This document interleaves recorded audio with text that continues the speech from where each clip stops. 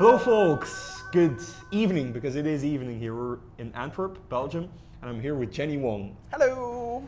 I've known Jenny for a while now. Gosh, it really is a while. It is a while, and I'm happy that we're meeting here I know. at this side of the pond. Although to you these days, the world is your backyard, I guess. Europe, yes, Europe, especially. but before we get into that, I would like you to introduce yourself to Sure. our audience. Hi everyone, I'm Jenny. My official title is Community Engineer, which basically is an excuse for when a full title doesn't actually fit your website. So I'm a community advocate and WordPress engineer, and I work at a company called Human Made, based in the UK, but we're a distributed company, so we work all over the world. And we do WordPress, large-scale WordPress projects. So yeah, that's my backstory. That's basically it. Do you remember how we met? That was an interesting story. I think, was it PHP Northwest? It was PHP Northwest, and I'm not sure which year it was. I feel like it might have been 2010. Was it at the Mercure or was it at the... I think it was at the Mercure. Was it at the big tower thing? Yeah, I think it was there. So Jenny used to volunteer for a conference that is near and dear to me, PHP Northwest. And we met there because Jenny was responsible for speakers pickups, and I was one of the speakers to be picked up. No, it was the year before that. The year before. When you didn't have a, I'm pretty sure, so I remember like Michelangelo, 2010. Yes, and Paul. And Michelangelo. Yes. So. We needed a ride back to the airport. I know at least one year you weren't a speaker, and I basically just offered you. I was like, I was at the airport. Was that the year after? Or that the was before? the year after, or the year after that. So basically, she and Andy made sure I had a nice pickup. Nothing more enjoyable than if you're a speaker and if you're somewhere foreign, someone picks you up from the airport and brings you wherever you need to be. Jenny was that person. Now, more interestingly, is that on the way back, the Sunday evening of the conference, she needed to get me back there, and she decided to drive herself, which was in essence one of the wildest rides I've ever had through Manchester, UK. Well, I was busy. Busy talking, busy chatting. Busy everything. I think my head, especially after, after you go to a conference, and you've just got this great big buzz like we're just about to have now, and it's just so much fun, and you're like, everything's so exciting, so adrenaline is running like 110%, actually about 200%. And I remember that you hit something with your mirror. You hit a garbage bin or a container with your mirror. But then in the end, we got there.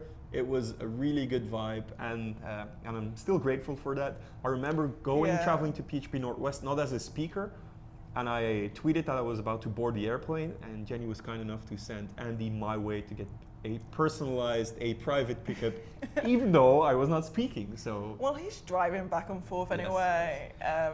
I guess we should explain who Andy is. Yeah.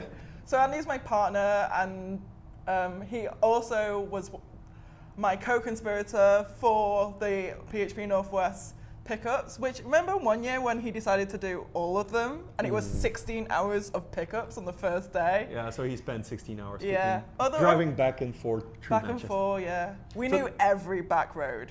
And we had that little script, do you remember? So we built a little script so that we could know exactly when flights were landing in Manchester and when because the Manchester Airport website has an API, and I found it. So we used that to make a really simple script. And we only programmed it in, or scripted in, well, I should say, the speakers and people that we know were flying, their flight numbers. So we had literally a list. As it was coming in, we were like, just refresh, and because otherwise you get all that cruft that drains your battery, not worth it. So yeah. That's the backstory. That's how Jenny and I met. And I met you in a more, how should I say it, PHP capacity. You were like, PHP. But now you've making a name. You're in the process of making a name for yourself in the WordPress community. Tell us about that. How did that go? So how did you transition from a purely more PHP approach to, hey, I'm a big shot in the WordPress community now? A big shot. That's a bit grand. No, I know. Just explain the audience, explain to people how that do you know what was really funny?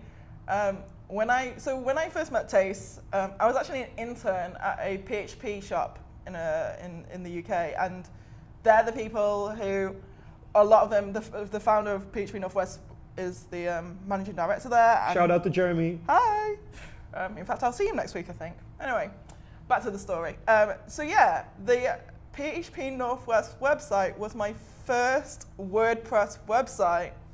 Yeah, I know. So basically, it's the PHP Northwest fault that I got into WordPress. And yeah, I just kept on, obviously every year that I was there helping organizing it, I would do the website, and then I ended up doing Lorna's website and doing all these other WordPress websites. And since I was going to these PHP user groups, I was like, well, I'm sure there's a WordPress one, and I needed some help, like you do. So you go and find the help, because that's the way it goes. Human help is always helpful. And how did you get into the community, the WordPress community? Was there one nearby? Was there one in Manchester? Yeah, so they actually the co-founder of WordPress is from Manchester. He lives in Manchester. What's his name? Mike Nittle. He's Whoa. the nicest guy in the world, such a gentle soul, and he's like so humble as well. So big shout out to Mike. For you, Mike. So yeah, no, I remember like I hadn't spoken at a conference or a camp or anything before, and I was going to these like meetups all the time, and you know me, I talk a lot, and I like chatting to people, but I don't like talking on stage. I never thought about it. And then one day Mike was running a WordCamp, and he asked me if I would speak, and you know, big time. Well, if Mike is gonna ask me, and you know, he's so nice, you can't say no to him. He's like too nice to say no to. So I ended up saying yes, and then realized what I'd have said yes to.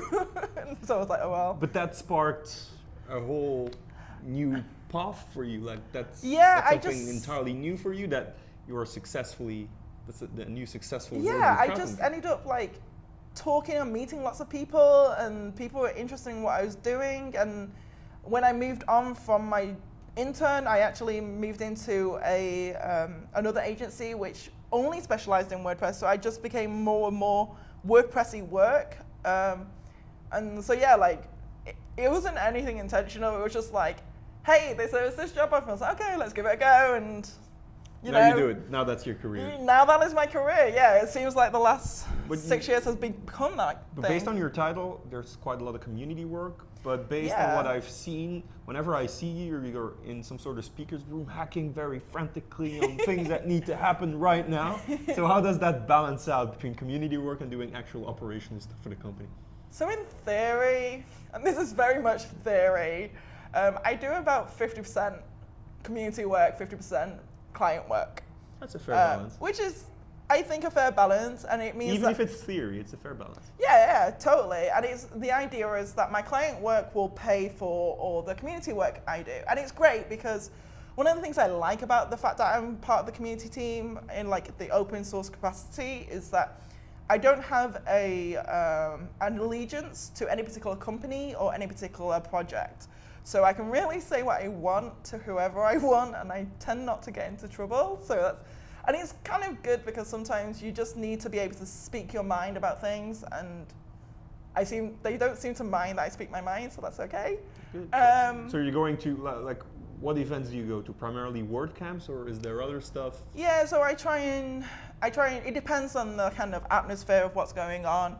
I do a lot of WordCamps naturally because that's where I'm now specialized in. Yes, and B, there's a lot of WordCamps. There is a lot of WordCamps, and they're all in amazing locations, and then there's such an amazing community here. There's such a diverse This is my community. very first WordCamp, so I'm... Your first? Yes, really? Yes. Oh gosh, how long did it take you? Wow, it was actually my colleague Brecht, who is one of the co-organizers of the event, who said, hey Thijs, we have a CFP open for the event we're doing. And Brecht has been a long time volunteer at PHP Benelux, so he knew how things worked and like fully encouraged them. I'm really proud that he and his team and the team managed to set this up. So this is my very first WordCamp. I'm in essence more of a PHP guy, working in an infrastructure environment, but I started to deviate a bit, going to the Drupal cons. Now I'm at WordCamps and I like it. I'll definitely be back, go to future WordCamps. This is a good experience. So like a lot of the work I like to do tends to be like because I come from a PHP background, right? And that's where I started, right? That's where my open source baby steps were in. So I love the PHP community, and you know, I always find it hard that a lot of WordPress people don't go to PHP conferences, so I try and kind of encourage more to go. So you kind of have to balance between the two. And there are events out there that focus on PHP and all the niche, or maybe it's a bit blasphemy calling WordPress a niche community, but as compared to PHP, it's like you have PHP and WordPress and Drupal and Magento and Joomla and all these other things are written in PHP, but they have their own community. It's nice that these communities are interacting now. Yeah, I mean, like events like PHP World that try to bring people together. Yeah. We need more events like that. Yeah, I would say we do need more events like that, but we also need more of people integrated between the two. Like people who are willing to go to a PHP conference and say, hey, like I am a proud WordPress developer, and hey, I'm a PHP developer, and I am, sorry. We have a visitor. No problem. Don't worry about it. Don't worry about it. But I also like to think like, you know, when people look at a WordCamp call for papers, they don't think, oh, I know anything about WordPress. But the reality of it is, and the thing that I've learned the most about going to like Drupal events, WordPress events, even like Django events, is that people are just hungry for knowledge. You know, the WordPress community especially, they want to know a lot of things about PHP and servers and stuff like that. I'm sure you found that today. Yeah, definitely. I did a talk about caching on WordPress, like a general, it seems like a general purpose topic, caching, reverse proxies, varnish, all those sorts of things, things I really like. But I applied it to the WordPress context and people liked it. Yeah. So that's good. And WordPress, and that's actually a plus, that's not an insult to the WordPress community, is they attract a lot of diverse kind of people, like people who aren't necessarily that technical, have more front-end skills, people who are more like website builder and content managers. Yeah, that is good. Those are the people we need. Those are the people. Well, they're the next generation of developers. Absolutely. Like so many developers, like even in the PHP world or any other world, like so many of us start with something really simple. We just wanted a website to write and rant about, or we just wanted to do this, and so you find whatever technology you do, you kind of tinker with it, and then you get to a point where you're like, oh, I want something better, I want something more custom, then you go and do something else. And you know, I always say, that's the life of a developer. You make code, you're not happy with it, you build new code, you're not happy with it, you build new code, and every time you build it, it's the best thing out there, but the next day, you want to refactor it, you want to write something, and that's the life. I would say like WordPress is definitely a gateway to PHP and the PHP like community in terms of technical level, but it doesn't always reflect in the community's physical communities, like social communities. And in the last year, probably 2 years, it's definitely changed. But I remember like, you know, when my first PHP Northwest, I only met like one person who was doing WordPress, and other people would be a bit, WordPress. Yeah, but now people can nag about WordPress and about the code, but it's one of the best systems out there for our website. 13 years old as well. We at PHP Benelux use WordPress for our website. Yeah, a lot of my personal websites, website of my wife, website of my blog, it all runs on WordPress. Yeah. People approach me because they know I'm a developer and say, yeah, you're not probably the biggest fan of WordPress. No, I'm a big fan of WordPress, like really big. I know its limitations, but it has so much going for it. So that's why I'll continue to support it. Yeah, I think that's the thing about any kind of project though, any open source project especially, and any proprietary project. There are always going to be pros and cons of any software. It's just, you cannot, there's no silver bullet in technology. Otherwise we would have one language which did everything, and we wouldn't need HTML and CSS and HTML. You know, we wouldn't need all these crazy things that are stacked on top of each other if there was a silver bullet. So it's about knowing your limitations and knowing where to say, actually, this probably is better being a custom Laravel project, or maybe only using WordPress in this, you know, in your larger project, WordPress is only maybe 10% of the project, and then you have Laravel's 50% of the project, or whatever you want. You can use APIs to connect. Exactly, especially with the API, it makes such a difference. It's a huge difference. So that, having said that, I would like to ask you another question. Go on. I see a lot of tweets that have the hashtag HMGOES. Tell me about that. Like, tell the people what HMGOES means. Now, I didn't know what it meant, but I think H&M stands for human made. HM stands for human made.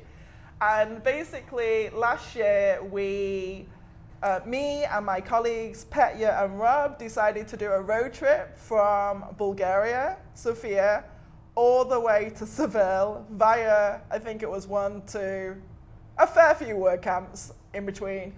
And so we came up with this road trip, the human-made road trip, and across Europe. It took 3 weeks. It was really fun.